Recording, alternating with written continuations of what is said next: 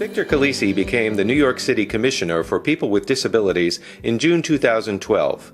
He functions as a key liaison between the city's 800,000 citizens with disabilities and the city government.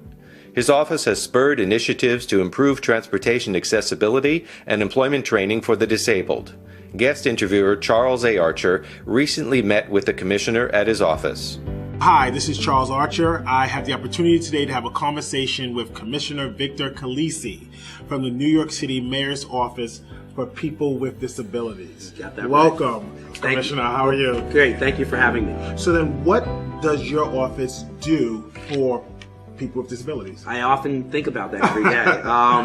And what we do is we advocate for the rights of people with disabilities. We are the principal liaison between the mayor and the disabled community. And we're there to work with city agencies so they understand what it's like to deal with people with disabilities, what programs and services they need to provide because they're obligated under the Americans with Disabilities Act, what projects they have to do, what things they need to do to make things accessible. For instance, working with the Parks Department, we make sure that the parks and playgrounds are accessible. If we're working with the Department of Transportation, we're making sure that curb cuts and audio pedestrian signals are put in. If we're working with the Taxi and Limousine Commission, we want to make sure that taxis are accessible for people with disabilities. And that goes it goes across every agency here in New York City. Transportation accessibility is a key concern for the Commissioner's office. Here in New York City, one of the most recent accomplishments for your office was the Taxi and Limousine Commission arrangement to have more accessible taxis. Tell me a little bit about that. That's something that here in city government we've been working on for some time, and disabled advocates had a big play in this as well. It was simple. Make cabs accessible for people with disabilities. Well, if we step back and we think about accessible transportation, it really started here in New York City back in the 80s with Eastern Paralyzed Veterans Association at the time advocating for buses to be accessible. And eventually 100% of the buses became accessible, which is great, right? Yes. So the United Spinal Association, Eastern Paralyzed Veterans Association eventually changed their name over to United Spinal, and also were part of working to make cabs accessible here in New York City. So it was a long, drawn-out process, but in the end, we're going to get 50% cabs accessible by the year 2020. That's extraordinary. Yes. And that's something that disabled advocates are looking forward to. It's something our office has been working on with city agencies for a pretty long time. And it's great to see it actually going to happen. And there's more cabs on the street today, and eventually people with disabilities will have the ability to hail a cab, just like everyone else. With that accomplishment, there has been over the years some controversy about accessible elevators for subway stations and the mobility issues within that. Tell me a little bit about what's going on there. Trains are difficult to navigate. Now, I've been around other parts of the world. I've been to London, I've been to Spain, I've been to China, so understanding what their subway systems are like too, because you always want to get a model, right? And if we look at places like Washington, D.C., their subways are 100% accessible because they're rather new. Right. And here in New York City, we have a pretty old system, so, in same way that London does. Right. London has done a great job in making their subways accessible, and mostly the newer parts. When you get to the center of London, it's very difficult because the subway's so deep and it's hard to get to. But on the outskirts of London, you're able to get around in accessible subways, which are great. Right. It's the same thing here in New York City. We have an old system, and we really have to think about how we're going to make it better. By 2020, there will be 100 key stations available. Right now, we're at 82.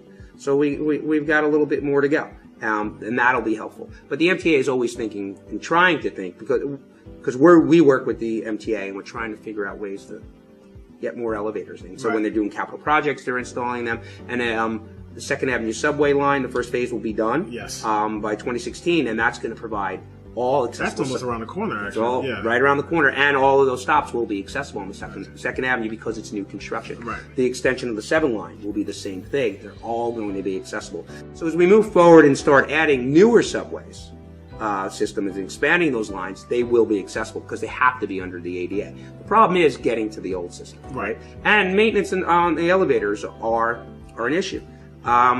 how do you get there? Maintenance and operations and dollars set aside. So it's something that the MTA, I know, is conscious of. It's a matter of the disabled advocates pushing them to do it. And that's what it is. If people aren't involved in the process, you can't get it done correctly. Having worked in disabilities for 22 years, one thing I think would be really exciting, and I'm just going to put it out there. I know we see that the city bikes are around, but there are people with disabilities that want to be able to do that as well, and not necessarily just worry about safety, but worry about the opportunity to experience things that they see their neighbors experience. Yeah, funny you should say that. We've been exploring some things with the Department of Transportation and seeing what can be done for that. Being able to have tricycles for the aging population, right? That'd be great. Being able to have tandem bikes for people with visual disabilities. So these are some things that we're thinking about. It's a matter of how do we plan and implement, because the system needs to adapt to these bicycles as well, and we also need to be able to have enough of those bicycles around to be able to do that, because transportation, it's another form of transportation, isn't it? Disability Mentoring Day promotes career development for people with disabilities. Tell me a little bit about the Disability Mentoring Day. Disability Mentoring Day. It's a great program. It's a one-day job shadowing experience that a person with a disability can sign up for. And what does that mean? We ask people with disabilities what they're interested in. We have a large sheet and format for people to fill out and understand, and we find out where they want to be placed and what job. So a person might want to be in city government, someone may want to be in banking. So what we do is we get them in our office, we look at their application, we find out where their holes are, we teach people how to write a resume, how to interview for an interview, how to dress for an interview, how to network. And those are workshops that we set up. And through those workshops, we get them job ready. And that's important. We don't want to send a person with a disability in with no experience. We want to figure out what we need to do to get that person job ready. And then once we get them job ready, we get them into the workforce. And they shadow someone in the field of their choice. Now, it's not a way for them to get a job, but it is a way for them to understand where they may or may not want to be. Right? They can get familiar with the workplace, and they can build a relationship with the people that they're mentoring. Right. And that's important. Do you feel that the corporate entities or the business community is receptive to working not just with your office, but with people with disabilities as a whole? Yes. There are a lot of great things that we're starting to see. More and more companies want to get involved with our Disability Mentoring Day, because they see the value in it, and they see the value of bringing diversity to their workforce. So we're starting to see it.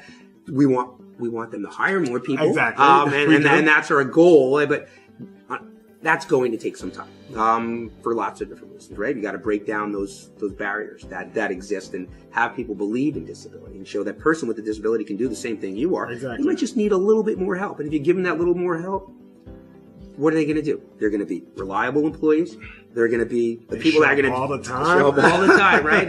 and they're going to give you 100% of their work ethic, because that's what a person does, and a person with a disability can do the same thing. The Commissioner's Office works closely with other city agencies and with the mayor. How do you work alongside other commissioners? For instance, the Commissioner on Education, where people with disabilities are in public schools or in university life. How do you deal with commissioners in other areas in order to make sure that this is something that's on their forefront? It's a matter of letting them know it needs to be on their forefront. If they don't know that the issues exist, how are they going to address it? So it's an education process on every front. The commissioners that I've been in touch with, I know that the Department of Transportation Commissioner and Department of Design and Construction Commissioner, these are people that really get it and understand it, and we work with them and let them know what our needs and wants are, so they can address it in their daily operations. So we do it a lot, and the commissioners are really understanding. They know that they need to do things, they know they need to comply, and most of all, they know the human factor of it, because at any point, at any time, anyone become disabled. Absolutely. Right? You'll either become disabled, you'll be temporarily disabled, or you'll know someone. So it'll affect your life in some way, shape, or form. So what I tell them is, you're building for your future. That's actually a good one. I might steal that one and use it as well. Do. How is it working with our new mayor? Working with the new mayor has been great. His initiatives have been broad and fast sweeping. He talks about vulnerable populations and removing people with disabilities into that conversation. So he's very progressive.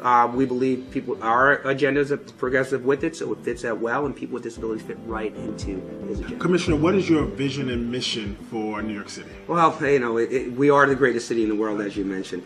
I want to make New York City the most accessible city in the world.